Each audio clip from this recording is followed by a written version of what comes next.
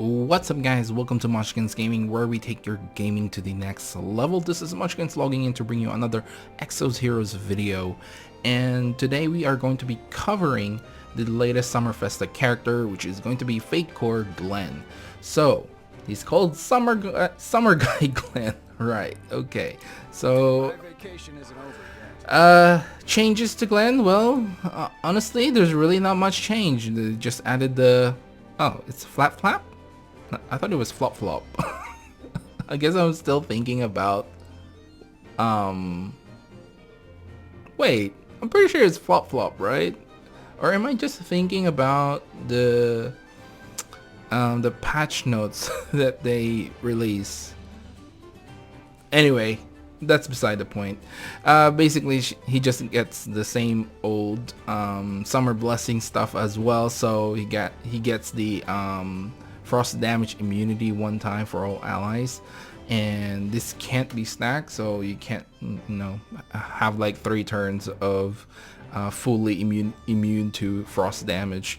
And he gives you that buff for 50% for 9 turns when the frost damage immunity is removed. So, and he also can do the modification. He is pretty decent in the modification that because of his skill 2. Skill 1 though, he's got 150% damage on one enemy that increases his own defense by 20%. And that is pretty cool for him. I would have really liked it if he actually increased the defense of the party, not just him. Then he would probably be somewhere along the lines in the new meta. As you guys know, FC Iris just pretty much just drops everyone's defense by 20%. I believe that is the right number. So if you have FC Glenn and if he actually increases everyone's defense by 20% without putting a barrier up, I think he would probably have a place in the meta, but unfortunately that's not the case. Then his skill 2 is going to be 178 damage to all enemies and will also inflict the shock debuff or a stun for 5 turns. So he gets the double stun to get past through the machine armor cores. That's how it works. Like if they only have like say one set of the machine armor cores, then they only have 1 immunity to debuff. So basically the second debuff will go through. So he has the modification plus the shock. Now comparing him to normal Glenn, let's go ahead and take a look at normal Glenn in the journal. I do have my own Glenn, but I think it's probably better to show you guys through here. Basically, he gets the normal thrust only, and you get your Injustice Strike, which is only like 100% damage and only 16% of his own defense. And this one's only 119 damage to all enemies. Still gets the 5 turns of shock. So basically an overall increase. Now something that I've been doing on my character reviews is I've actually been showing like the full potential of the character. So for example, this his Injustice Strike. So if you spend 300 Zest and then invest a lot of resources into getting his potential in solar seals, which is a very small amount every day we get. Basically you can get to the point where it's about the same. Yeah, they're pretty much the same, except you get a better version of that passive. Obviously you won't get the Summer's Blessing because that is from the Summer Festa, but you get up to Thrust 3, which gives you like that 30% damage and inflicts stun for 5 turns, and then you gain 1 mana, and then if the target's health is more than 80%, and you get 1 mana and removes 1 mana to the target, and then gains 1 mana if their health is less than 30% or less.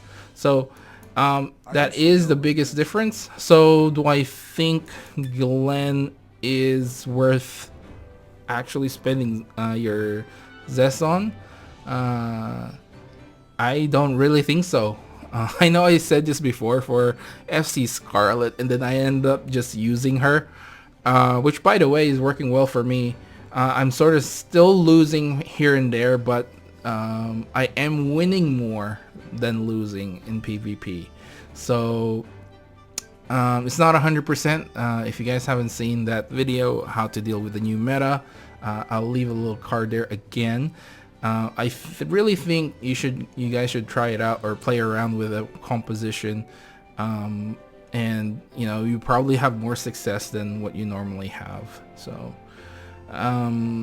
yeah, I just think if he had an increase to all allies defense, he would probably be much better worth pulling for. Unfortunately, the only thing I can really think of that he'll be useful is on machine days. I mean, you can't, I guess with the flop or flap flap the flap flap thing, you can sort of like at least keep stunning enemies as long as he has a buff on. So he gives himself a buff for 6 turns, so he will generally at least have in one round be able to do it. But at the same time, it's only 6 turns of defense, and you know, there's normally a lot of enemies. So yeah, I just don't see it. Especially if you're fighting like a 5-on-5 at the start of like most of the fights in the challenge quests. So yeah.